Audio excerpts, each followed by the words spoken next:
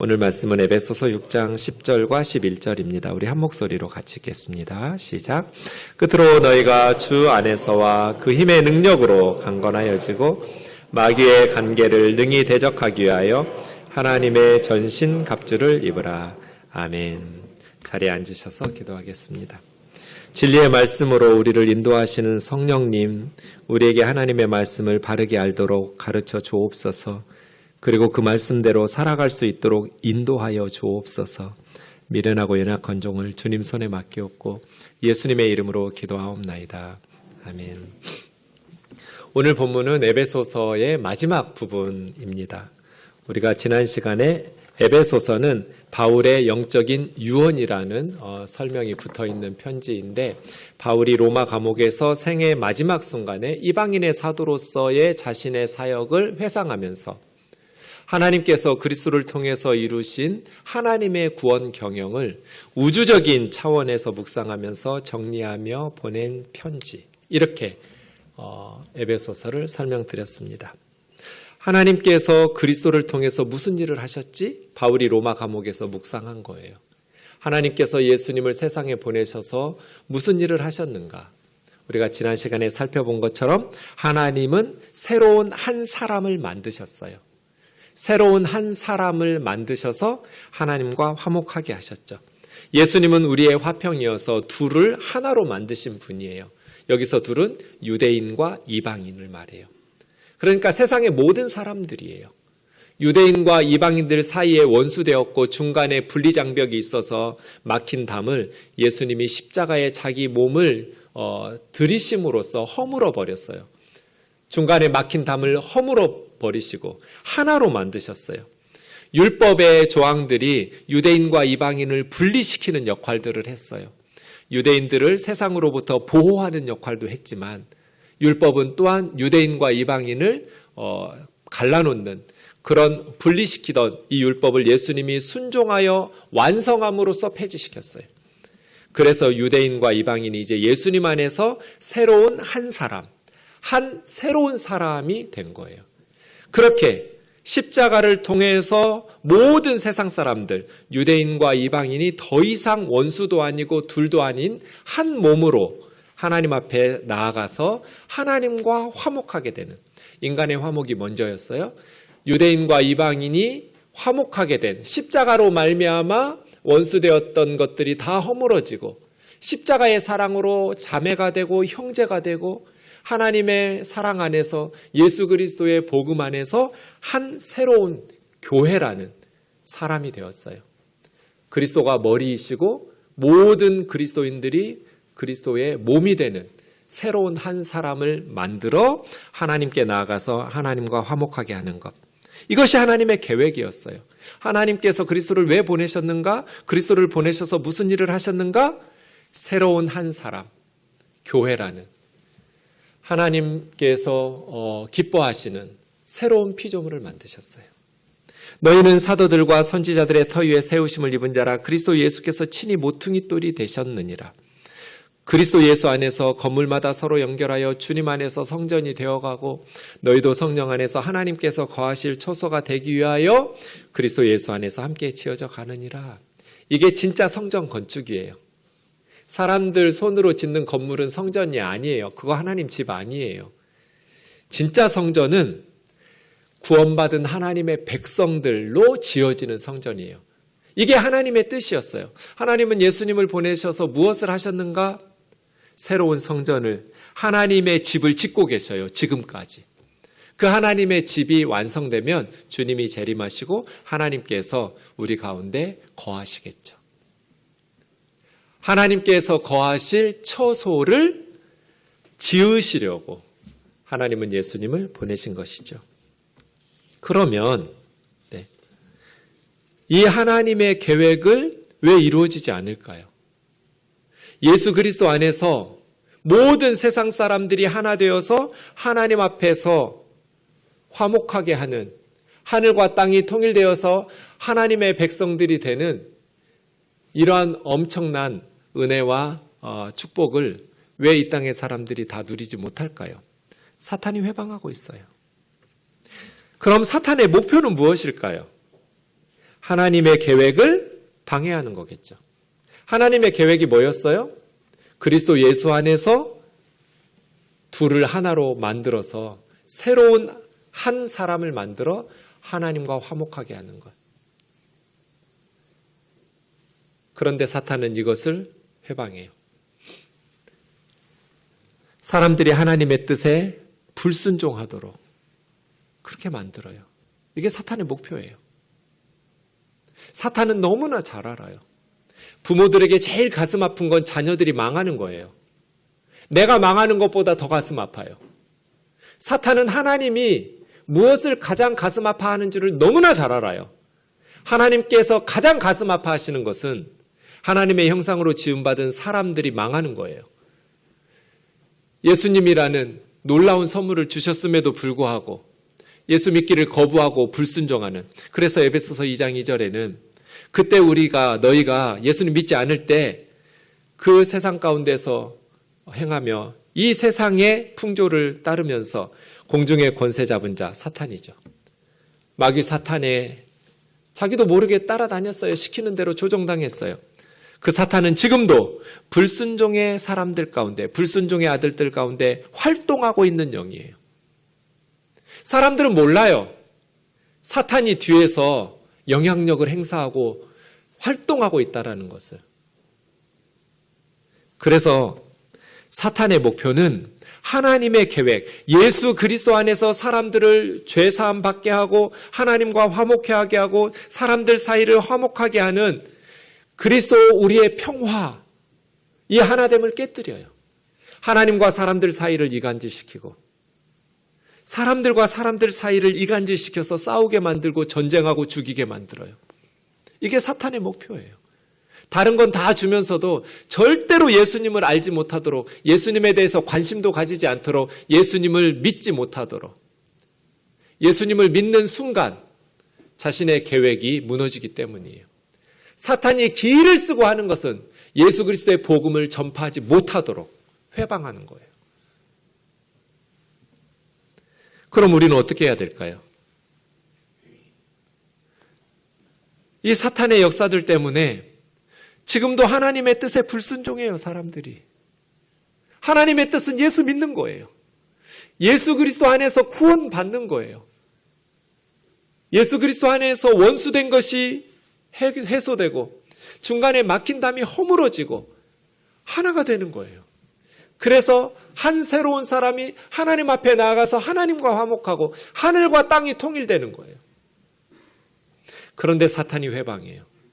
사람들에게 예수님을 보지 못하게 해요. 예수님을 깨닫지 못하게 해요. 예수님의 정체성을 파악하지 못하게 해요. 예수님을 믿지 못하게 해요. 복음을 전하지 못하도록.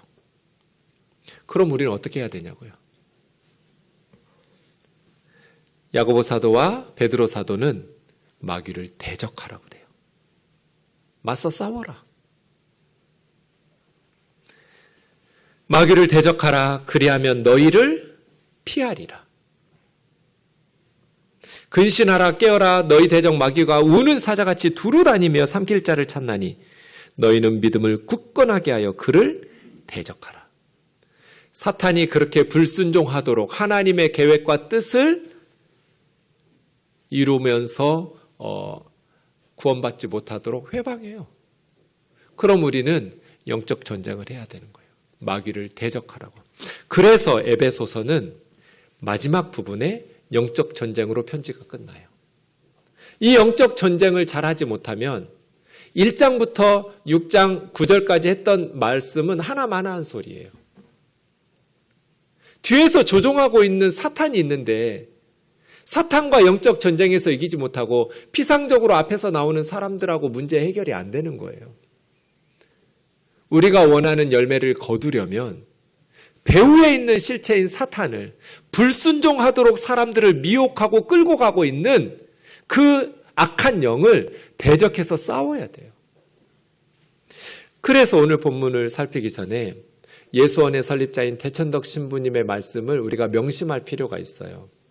신부님이지만 카톨릭 신부 아니에요. 우리 개신교 목회자예요. 성공의 신부니까요. 이 말씀을 제가 여러 번 설교 시간에 언급하는 이유는 너무나 중요한 내용이기 때문이에요. 그리스도인들이 영적인 문제만 다루는 사람들과 실질적인 이 세상의 물질적인 문제만 다루는 사람들이 있는데 둘 다 현실과 진실 세계를 제대로 다루지 못하는 사람들이라는 거예요. 왜냐하면 물질적인 것과 영적인 것은 분리될 수가 없기 때문이에요. 물질적인 세상의 문제를 해결하려면 반드시 영적인 전쟁에서 이겨야 돼요. 물질적인 문제는 영적 전쟁 없이는 해결될 수 없으며 반대로 영적인 문제는 현실의 삶, 즉 실질적인 우리 세상에서의 문제들을 직면하지 않고는 해결될 수 없습니다. 이 사실을 명심하셔야 돼요. 그런데 많은 그리스도인들이 치우쳐요, 한쪽으로. 어떤 분들은 영적인 문제만 다루려고 해요. 현실을 무시해요. 공허해요. 또 어떤 분들은 영적인 데는 관심이 없어요. 오늘 말씀 같은 영적 전쟁이나 이런 것들은 싫어해요. 현실적인 문제만 다루려고 해요. 실질적인 문제들만. 둘 다 진실을, 현실을 제대로 다루지 못하게 돼요. 왜냐하면 둘은 분리할 수 없기 때문이에요. 세상의 문제들, 물질적인 문제들을 해결하려면 영적 전쟁에서 승리해야 돼요. 영적인 문제를 해결하려면 실질적인 현실의 문제를 직면해서 해결해야 돼요. 이 말씀을 기억하면서 영적 전쟁에서 승리하려면 어떻게 해야 될까요? 세 가지가 필요하다고 본문은 가르쳐 줍니다. 여러분, 뭐가 있을지 생각해 보세요. 사탄과의 영적인 전쟁에서 승리하려면 어떻게 해야 할까? 두 가지는 여러분이 알 수도 있어요. 손자병법에 나오거든요. 영적 전쟁에서 이기려면 어떻게 해야 돼요? 적을 알고 나를 알아야 돼요. 지피지기예요. 본문도 그렇게 말해요. 그리고 한 가지를 더 말해요, 본문은. 무기를 잘 다룰 줄 알아야 된다고. 하나님의 전신갑주를 입어야 된다고. 세 가지가 필요해요. 내가 누구하고 싸우는지를 알아야 돼요. 그 상대방이 어떤 존재인지를 알아야 돼요. 그리고 그 상대방과 맞서 싸우는 나를 잘 알아야 돼요. 그리고 우리에게 주신 하나님의 무기들을 잘 다룰 줄을 알아야 돼요. 그래야 영적 전쟁에서 승리할 수 있어요. 우선 적에 대해서 알아보겠습니다. 오늘 본문 10절 끝으로 너희가 주 안에서와 그 힘의 능력으로 강건하여지고 11절 보시면 그 원수의 이름을 마귀라고 불렀어요. 마귀인데 간계라고 그랬어요. 마귀의 간계를 대적해야 된다. 간계라는 것은 간사한 계획이잖아요. 우리의 원수는 교활해요. 간사해요. 막 투박하게 그렇게 다가오지 않아요. 굉장히 부드럽게 다가와요. 굉장히 지혜로워 보이게 다가와요. 달콤해요. 간사한, 교활한 원수예요. 그 다음 12절에 보면 우리의 씨름은 혈과 육을 상대하는 것이 아니요 통치자들과 권세들과 이 어둠의 세상 주관자들과 하늘에 있는 악의 영들에 대한 것이다. 그러니까 우리의 적이 누구냐면 혈과 육은 사람을 뜻해요. 우리의 공격 목표는, 우리의 원수는 사람이 아니라는 거예요. 기독교를 박해하고 있는 로마 황제가 아니에요. 그런 세상의 이단들도 아니에요. 아니에요? 그들도 원수죠. 그런데 진짜 원수는 그 배후에 있는 사탄이라는 거예요. 혈과 육이 아니에요. 사탄이에요. 마귀예요. 그런데 그 마귀는 교활하고 관계하고 두 번째는 통치자들과 권세들과 세상의 어두운 세상의 주관자들과 하늘에 있는 악한 영들이라고 그랬어요. 이건 무슨 뜻이에요? 통치자들과 권세자들은 대통령이나 총리나 어떤 정당의 사람들이 아니에요. 그들은 혈과 육이니까 사람이에요. 우리의 씨름, 여기서 씨름이라는 것은 모래판 위에서 하는 씨름 아니에요. 전쟁이에요, 지금. 전쟁으로 바꿔야 돼요. 우리의 영적 전투는, 우리의 싸움은 운동하는 거 아니에요. 목숨 걸고 죽기 살기로 마귀와 싸우는 거예요. 우리의 전쟁은 사람들을 상대하는 게 아니에요. 그러니 통치자들이나 권세자들은 세상 사람들을 의미하는 게 아니라 네 가지가 다 악한 영들, 마귀를 말해요. 그럼 왜 마귀라고 안 하고 통치자들, 권세들, 어둠의 세상 주관자들, 하늘에 있는 악의 영들이라고 말했을까요? 마귀가 세단 뜻이에요. 통치, 권력을 가지고 있어요. 우리가 만만히 볼 상대가 아니에요. 우리의 원수는 강한 자예요. 그래서 정리해보면 사탄은 강하고 간교해요. 교활해요.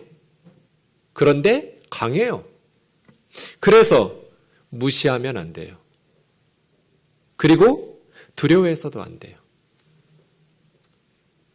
사탄이 가장 많이 써먹는 방식은 자기가 없는 것처럼 현대인들을 미혹하는 거예요. 에이, 목사님, 요즘 세계에 2000년 전 로마 제국도 아닌데 이렇게 과학과 지식이 발전했는데 무슨 영적 전쟁을 말씀하세요? 무슨 사탄이에요?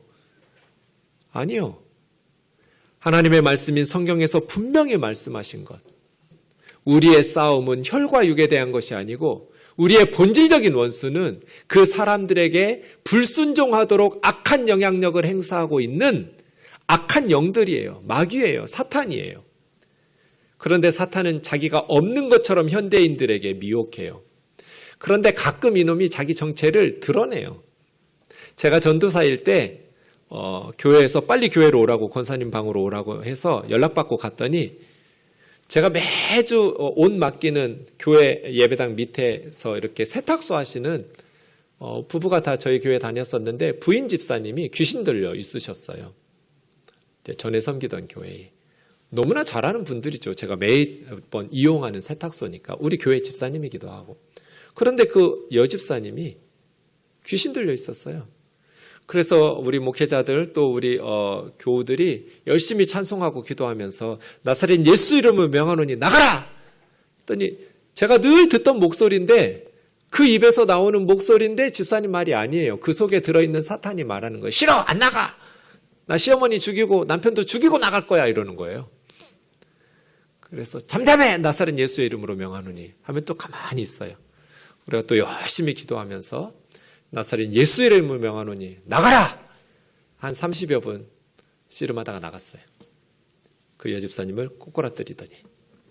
그리고 완전히 회복되었어요. 사탄은 현대인들에게 영적 전쟁 이야기하고 사탄 이야기하면 무식한 얘기인 줄 알아요. 아니요, 성경은 무식하지 않아요. 현실을 이야기하고 있어요. 자기가 없는 것처럼 말하지만 지금도 우리 곁에서 사탄이 가끔 자기 정체를 드러내요. 사탄은 사람들을 미혹해요. 온 땅을 두루다니면서 삼킬 자를 찾고 사람들을 미혹해서 하나님께 불순종하게 해요. 그래서 하나님의 가슴을 갈기갈기 찢어놓는, 예수 그리스도를 믿지 못하도록 회방하면서 그들을 멸망으로 끌고 가요. 사탄은 강하고 교활해요. 그래서 우리는 사탄을 무시하면 안 돼요. 한편으로 그리스도인들이 사탄을 또 너무 신경을 써가지고 사탄에 대해서 경기를 일으키고 막 불안해하는 성도들이 있어요. 그럴 필요 없어요. 우리는 약하지만 예수 그리스도 안에서 나사렛 예수 이름으로 사탄은 꼼짝 못해요. 왜냐하면 이미 십자가에서 패배당했기 때문이에요. 사탄은 창조주 신이 아니에요. 영원히 언젠가 심판받을 피조물이에요. 천사예요. 그런데 자기 지위를 지키지 않고 타락한 불순종한 천사예요. 그러니 사탄을 두려워할 필요가 없어요. 사탄은 무시하지 마라. 강하다. 통치자들과 권세들과 어두운 세상의 주관자다. 그리고 교활하고 간교하다. 무시하면 안 된다. 우리의 적은 강하고 간교하다. 그러나 예수 그리스도 안에서 이미 패배를 당했다.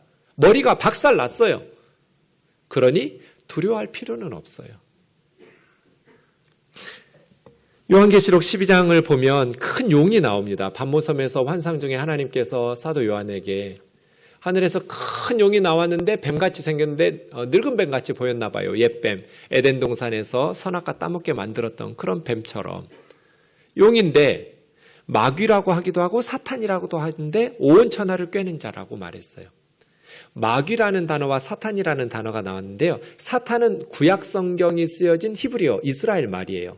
이스라엘 말을 소리 나는 대로 한글로 쓴 거예요. 사탄. 그런데 그 구약 성경을 헬라 말, 그리스 말로 신약 성경은 쓰여졌거든요. 그때 이 사탄을 뭐라고 번역했냐면 디아블로스라고 했어요. 근데 디아블로스는 좀 길어서 그런지 한글 성경으로 그냥 소리 나는 대로 구약처럼 사탄 쓰듯이 디아블로스 이렇게 쓰지를 않고 번역할 때 마귀 이렇게 뜻으로 번역했어요. 사탄이나 마귀는 같은 뜻이에요. 언어가 다른 거예요. 사탄은 히브리어고 마귀라고 번역한 디아블로스는 헬라어예요. 그러니까 용을 보았는데 옅뱀이라 하기도 하고 마귀라 하기도 하고 사탄이라고도 부르는데 걔가 하는 일이 뭐예요? 온 천하를 다니면서 사람들을 유혹하는 거예요. 온 천하를 꿰는다는 건 유혹하고 미혹해서 멸망의 길로 끌고 간다는 거잖아요. 하나님을 대적하고 하나님의 계획을 회방하면서 사람들의 눈을 가려서 예수 그리스도를 보지 못하도록, 예수 그리스도를 믿지 못하도록. 그런데 예수님께서 지상 사역을 마치고 천상으로 부활 승천하셨을 때 하늘에 무슨 일이 일어났을까요? 10절에 보면 밤낮 없이 하나님 앞에서 하나님의 백성들을 참수하던 사탄이 땅으로 내쫓겼어요. 그래서 저는 이 말씀 볼 때 하나님께서 정말 하나님을 위해서 우리를 구원하신 게 일리가 있구나, 맞는 말이구나 이런 생각 들었어요. 왜냐하면 여러분 상상해 보세요. 하나님 앞에서 이놈이 쉬지도 않아요. 밤낮 구원받은 하나님의 백성들을 다윗을 욕하고 모세 욕하고 그랬을 거잖아요. 하나님 저 모세 보세요. 저게 인간이에요? 하나님 저 다윗 보세요. 저게 빨리 지옥 보내세요. 밤낮 참수하는 거예요. 하나님에게는 거짓말이 안 통하니까 진짜 가지고 하나님하고 사람들을 이간질시켜서 밤낮 참수하던 하나님의 백성들을 심판하라고 하나님을 공격하던 사탄이 이제 예수님의 지상사역 십자가와 부활이 끝나고 승천하시자 사탄이 더 이상 하나님의 백성들을 하나님 앞에 고발할 수가 없어요. 사탄이 참수할 때마다 예수님이 그래서 내가 대신 죽었다. 그래서 내가 내 백성을 위해서 벌거벗고 십자가에서 못 박혀 죽었다. 더 이상 사탄이 구원받은 하나님의 백성들을 고발할 수가 없게 되었어요. 하나님이 얼마나 속이 후련했을까요? 밤낮 참수하던 사탄이 쫓겨났어요. 우리 하나님의 백성들, 구원받은 성도들이 어떻게 사탄을 이겨요? 어떻게 용을 이겨요? 어린 양의 피로 이겨요. 십자가의 보혈로 이겨요. 그리고 우리가 전하는 예수 그리스도의 십자가의 복음의 말씀으로 이겨요. 세상의 지식이나 능력으로 이기는 것이 아니라 예수 그리스도의 십자가와 그 십자가의 복음의 말씀으로 사탄을, 용을 무너뜨리고 이기는 거예요. 그랬더니 사탄이 이제 땅으로 쫓겨나서 바다에서 한 짐승이 올라왔어요. 첫째 짐승, 둘째 짐승이 나오는데 이 첫째 짐승이에요. 그 첫째 짐승의 생김새를 보니까 뿔이 10이나 있고 머리가 7개고 10개의 왕관을 쓰고 있으니까 엄청난 권력을 가지고 있잖아요. 무시할 수 없는, 그런데 그 머리들에 하나님을 모독하는, 신성 모독하는 이름들이 써 있는 거예요. 그러니까 참되신 하나님을 모욕하고 그 하나님인 것처럼 자신을 스스로를 신격화하는 짐승이에요. 그런데 그 짐승에게 이 용, 옅뱀, 마귀, 사탄이 자기 능력과 보좌와 큰 권세를 주는 거예요. 예를 들어서 북한으로 설명해 볼게요. 북한에 김일성이 이 첫째 짐승이에요. 신격화되어 있어요. 백두혈통이에요. 그래서 전 세계에 유례없는 3대 세습이 가능한 사회예요. 김일성을 신격화해놨어요. 첫째 짐승으로. 사람들은 무신론이라고 말하고 유물론이라고 공산주의를 말하지만 북한은 종교 집단이에요. 종교적 세뇌시킨 유사 종교 집단이에요. 거기에 하나님은 하나님의 이름을 모독하는 김일성이에요. 신격화된 김일성, 우상화 말이에요. 그런데 그 김일성에게 용이, 사탄이 자기 능력과 보좌와 큰 권세를 준 거예요. 그래서 뒤에서 조종하고 있는 거예요. 사람들이 알든지 모르든지 이것이 영적인 실체예요. 그래서 우리의 싸움은 단순히 김정은하고 악한 정권하고만 하는 게 아니에요. 그 배후에 있는 악의 영에 대해서 대항해야 돼요. 이게 영적 전쟁이에요. 용과 싸워야 되는 거예요. 사탄과. 불순종의 영들, 예수 그리스도의 복음을 거부하고 사람들을 멸망시켜서 사람을 세뇌하게 하고 숭배하게 하는 그런 거짓 우상의 역사들을 무너뜨려야 되는 거예요. 고린도후서 11장 보면 사탄은 영광의 그 빛나는 광명의 청사로 자기를 꾸며요. 교활해요. 그래서 사탄처럼 뿔 달고 오지 않아요. 아주 달콤하게 와요. 천사처럼 다가와요. 이단들 보세요. 제가 전에 섬기던 교회에서 담임 목사님의 큰딸이 대학을 갔어요. 대학을 가서 1학년 2학기 때 선교단체에 가입했다고 저희 청년부였는데, 그래서 어느 단체야? 어느 선교단체야? 했더니 우리 학교에만 있는 단체래요. 나중에 알고 봤더니 이단이에요. 그랬더니 아유 전도사님, 제가 목사 딸이에요. 제가 이단에 가입하겠어요? 기다려.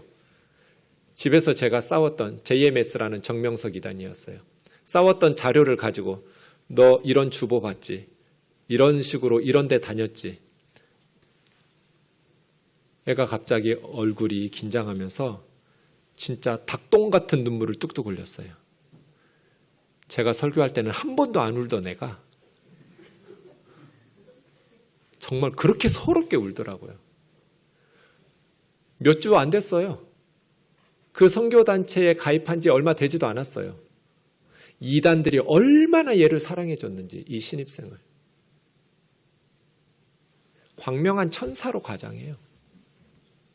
그래서 멸망시켜요. 그러니 사탄이 그렇게 교활하고 간교하기 때문에 사탄의 일꾼들도 의의 일꾼으로 가장하는 건 대단한 일도 아니에요. 그래서 정신 바짝 차려야 돼요. 우리의 원수가 어떤 존재인지. 혈과 육에 대해서만 씨름하면 문제 해결이 안 돼요. 배후에 있는 악의 영들과 영적 전쟁을 해야 돼요.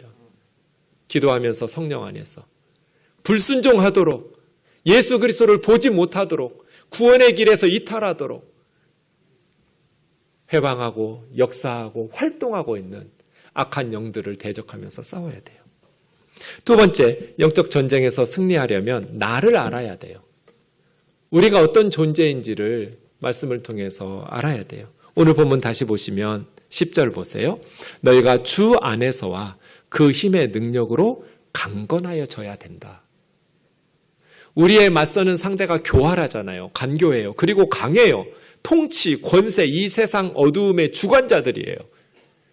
그럼 우리가 강해져야 돼요. 상대방이 이렇게 교활하고 강하면 우리는 더 지혜롭고 슬기롭고 더 강해져야 돼요. 그럼 우리가 어떻게 강해질 수 있어요? 주 안에서. 그리고 주님의 힘의 능력으로 강해지는 거예요. 내 힘으로 싸우면 져요. 세상적인 힘으로 싸우는 거 아니에요.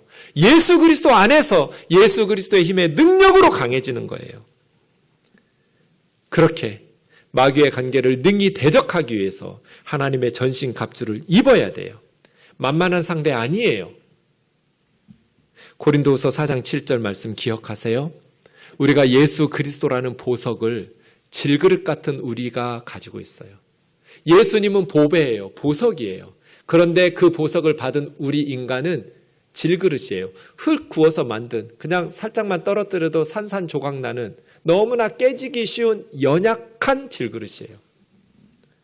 제가 30여 년 가까이 목회하고 있는데요. 너나 할 것 없이 인간의 공통점은 질그릇이라는 거예요. 말 한마디에도 무너져요. 눈에 보이지도 않는 바이러스 하나에도 죽어요. 인간은 질그릇과 같아요. 세상에서는 정말 높은 지위를 가지고 많은 학식과 많은 지식을 가지고 그렇게 훌륭하게 많은 일들, 위대한 업적들을 남기지만 가까이 가서 교제해 보면 저를 포함해서 모든 인간은 다 질그릇이에요. 연약해요. 연약해요. 깨지기가 너무 쉬워요. 그래서 내 힘으로 싸우는 게 아니에요. 힘이 큰 능력이 우리 주님에게 있다는 것을 기억해야 돼요. 나사렛 예수의 이름이 능력이 있는 거지 그 예수의 이름을 품고 있는 내가 강한 게 아니에요. 우리가 강해질 수 있는 것은 주 예수 안에 있을 때예요. 주 안에서 강건하여지는 것. 주님 안에서. 이것은 너희가 강해져야 된다. 2인칭 복수 형태이면서 현재형이니까 날마다 강해져야 된다는 뜻이에요. 우리는 순간마다 주님 안에 머물러 있으면서 주님으로부터 오는 힘을 공급받아서 강해져야 돼요. 그렇게 그리스도의 군사는 영적인 전쟁을 수행해요. 정리해보면 우리는 두 가지를 알 수 있어요. 지금 영적 전쟁 중인 군사라는 것과 우리는 강해져야 하고 강해질 수 있는데 주 안에서 주님의 힘의 능력 안에서 강해질 수 있다고 가르쳐져요. 이것을 사모해야 돼요. 주님, 제가 사탄과 싸워서 승리하려면 강해져야 되는데 내 세상의 지식이나 경험으로는 강해질 수 없으니 주님의 능력으로 나를 붙드셔서 강건하게 하옵소서. 이것이 우리의 기도 제목이기를, 또 그렇게 응답되기를 주의 이름으로 축원합니다. 마지막 세 번째로 영적 전쟁에서 승리하려면 무기를 잘 다룰 줄 알아야 돼요. 13절, 그러므로 하나님의 전신갑주를 취하라. 우리의 상대가 그렇게 악해요. 교활하고 강해요.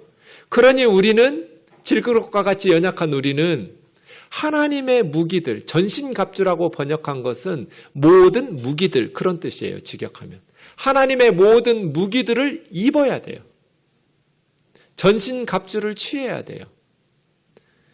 그래야 될 이유는 악한 날은 원수들이 공격하는 전쟁의 날, 싸움의 날이죠. 전쟁의 날에 너희가 능히 사탄을 대적하고 모든 싸움이 끝난 후에 서기 위함이라. 사탄과의 영적 전쟁이 끝나고 우리들만 우뚝 서기를 주의 이름으로 축원합니다. 우리가 쓰러지고 사탄이 서 있으면 우리가 패배한 거예요. 모든 영적 전쟁에서 승리하고 사탄의 나라는 무너뜨리고 하나님의 나라를 건설하는 우리 우면동교회가 되기를 원합니다. 그러려면 하나님의 전신갑주, 하나님의 모든 무기들을 가져야 돼요. 저희 어머님이 시집 왔을 때 저희 집에 예수 믿는 사람이 한 사람도 없었어요. 그래서 어머님이 기도했어요. 하나님, 내가 이 집에 선교사 되어서 예수 믿게 해달라고. 지금 저희 집은 예수님 믿지 않는 사람이 한 사람도 없어요. 어머니 한 사람 시집 와가지고 5,000년 우상 숭배하던 집안이 예수 믿는 집안으로 변했어요. 우상 숭배하던 사람들은 다 쓰러지고 다 예수 앞에 무릎 꿇고 구원받고 예수 믿는 사람들만 우뚝 서 있어요. 어머니 시집 왔을 때 우리 고향 마을에 올해 몇 대에 걸친 점쟁이 할머니들 두 가정이 있었어요. 몇십 년을 어머님이 기도하면서 전도했어요. 두 분 다 어머니가 전도해서 예수 믿고 우리 고향 마을에 지금은 점쟁이가 사라졌어요. 영적 전쟁 후에 모든 원수들이 다 무너지고 사탄의 나라가 무너지고 그것에 하나님의 백성들만 우뚝 서기를, 그러려면 우리가 하나님의 전신 갑주를 입어야 돼요. 영적 전쟁에서 승리해야 돼요. 이 하나님의 전신 갑주는, 하나님의 무기들은 6+1이에요. 진리의 허리띠, 의의 호심경, 평안의 복음으로 준비한 신발, 믿음의 방패, 구원의 투구, 성령의 검인 하나님의 말씀, 그리고 기도. 모든 전쟁 후에 우뚝 서려면 기도로 무릎 꿇어야 우뚝 설 수 있어요. 하나씩 보겠습니다. 그러므로 서서 우리는 주저앉으면 안 돼요. 쓰러지면 안 돼요. 도망가도 안 돼요. 퇴보하거나 회피하거나 물러서면 안 돼요. 굳건하게 서야 돼요. 첫 번째 무기는 진리의 허리띠예요. 허리띠가 제대로 기능을 못하면 다른 무기는 있으나 마나예요. 제자리에서 제 기능을 발휘할 수가 없어요. 허리띠가 단단히 고정이 돼야 모든 무기들이 제자리에서 자기 기능을 할 수 있어요. 그래서 첫 번째가 진리의 허리띠예요. 우리는 거짓에 근거하면 안 돼요. 예수 그리스도와 예수 그리스도의 말씀이 진리잖아요. 내가 곧 길이요 진리요 생명이니, 예수 그리스도가 하나님의 진리예요. 예수 그리스도와 그의 말씀에서 벗어나면 안 돼요. 교회는 거짓말하거나 숨기는 게 있으면 안 돼요. 우리의 허물과 죄가 있으면 드러내서 회개하고 정리하고 고쳐야 돼요. 고름을 덮는다고 해서, 숨긴다고 해서 건강해질 수가 없어요. 점점 더 몸을 상하게 하죠. 그리스도의 몸인 교회가 고름이 생기면 수술하거나 짜내거나 고름을 제거하고 이게 회개예요. 교회는 거짓말하면 안 돼요. 진리의 기둥과 터로서의 기능을 해야 돼요. 이게 허리띠예요. 교회가 슬금슬금 거짓말하기 시작하면 다른 사역은 하나마나예요. 사상 누각이에요. 그래서 그리스도인들은 진리 위에 우뚝 서야 된다. 두 번째는 우리 가슴을 보호하는 호심경인데 이것은 하나님의 의로 막아야 돼요. 나의 선행이나 율법을 준수하고 지키는 의가 아니에요. 예수 그리스도를 믿음으로 말미암아 우리에게 주시는 하나님의 의예요. 그 예수 그리스도 안에서 의로운 하나님의 백성으로 우리를 만들어 주셨으니 그리스도인들은 정의로워야 돼요. 불의와 타협하면 안 돼요. 가슴이 의로워야 돼요.